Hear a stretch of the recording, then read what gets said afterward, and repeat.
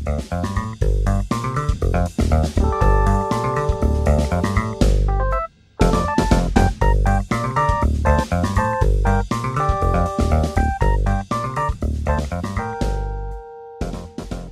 here because I'm a director of MigrationWork, which is a community interest company, a social enterprise that works with communities to make migration work to their benefit, both the migrants and the people who they're joining. We've got a particular specialism in working with cities and working on service delivery and so on within cities, and I've got a particular specialism in working on and with undocumented migrants. So I think I'm mainly here because when Richard and I were talking about putting together various ideas and so on, I'm somebody who meets a lot of undocumented migrants and has access to them, and he was interested in thinking about that as a challenge to people who are producing technology, in particular blockchain, as to whether there were uses there for undocumented migrants.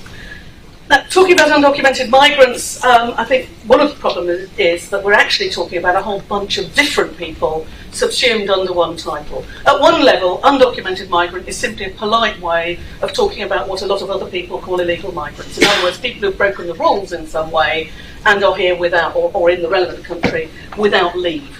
Very often that's quite a temporary situation. Somebody may well arrive, join members of their community here or whatever, and then apply, for example, for asylum fairly soon afterwards, and that'll be a process of regularising their situation. There are also, of course, people who are literally undocumented, people who don't have their documents.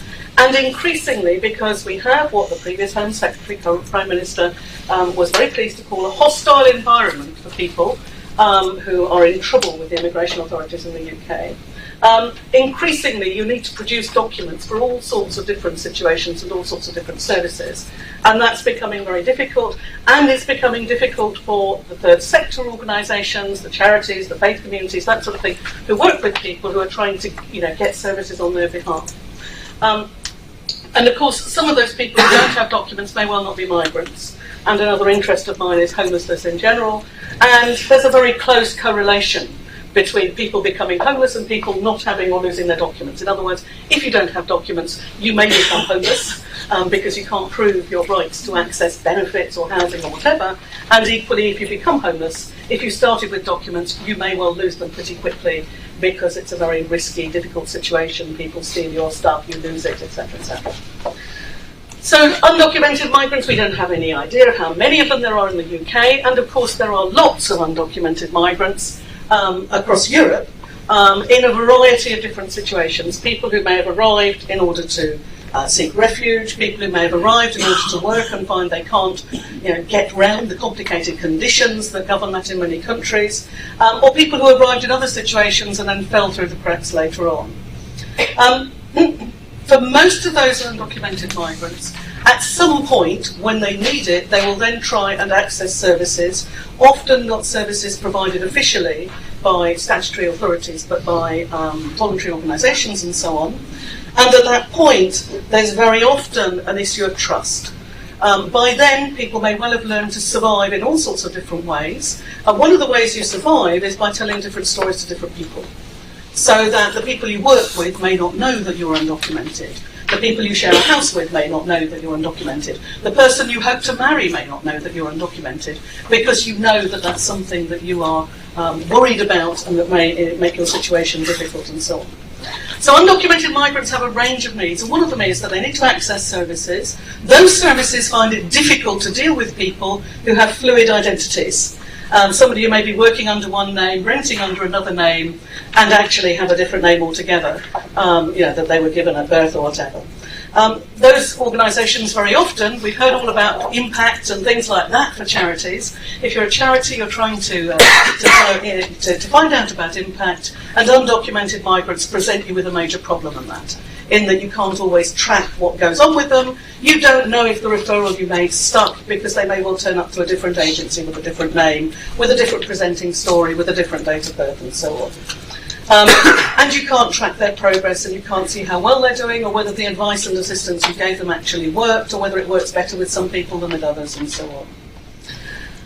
The other issue, of course, for undocumented migrants is that they often want to regularise, and a condition of regularising, often in a contradictory way, actually means that you have to prove that you existed in the country for a length of time. In the UK, the general rule is that if you have lived for 20 years in the UK, legally or illegally, then as long as you haven't committed major offences or done various other things, then you can then apply to regularise your situation.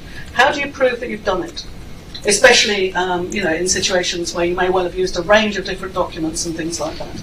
So there's a need to prove your presence, and in some other countries there'll be a need to prove other things as well, maybe your family connections, maybe the fact that you've worked, even though that work may not have been legal. And in some countries work is a bit more fluid than in Britain, so work may be legal or illegal or neither one thing or t'other. But if you've got a work contract and you can show that you've worked for X number of years, you may be able to regularise. And of course, there's a kind of third need, really, which is fourth maybe, which is about actually needing access to some documentation. If you do become homeless, then the pieces of paper that you take with you are likely to go missing fairly soon. If you sleep on the streets around here, you'll get hosed out. You will lose. Literally, somebody will come along with a fire hose and pour water on you until you go away. That's the policy of Westminster and the City of London at the moment. So, of course, you'll lose your documents as you gather yourself up and run away from the fire hoses and things like that. So it would be very helpful if you had some remote access to some forms of documentation and things like that, or something that proves and validates the fact that you are a real human being with a real identity, and you're not just somebody trying to claim benefit 4 times with different identities or something like that. And all of that is about trust, really.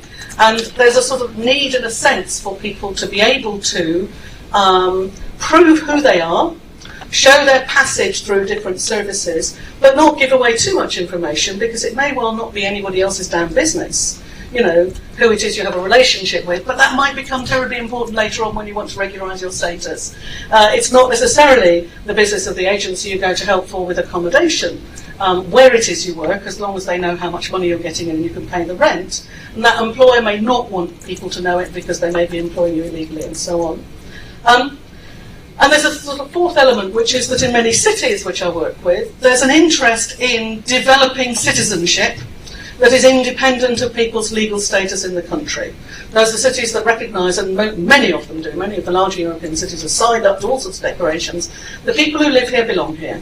And we want them to do the best they can within our city because we think that benefits everybody. And we would like them to be able to access services. There's been moves to document the undocumented, in the States, for example, quite a lot of moves. And those are now coming into question because there's a threat from the administration, which also wants to create a hostile environment, that actually it will require access to all those registers of undocumented migrants that cities have kept in order to enable their access to services, but those will then be used by the immigration enforcement teams to line up people for deportation and removal.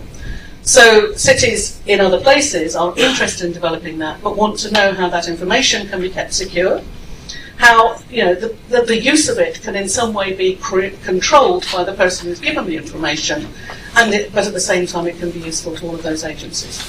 So that's the challenge, and I think that supplementary question is quite interesting, I think, to think about using this extreme case of undocumented migrants who have a very extreme need for trust and security and so on.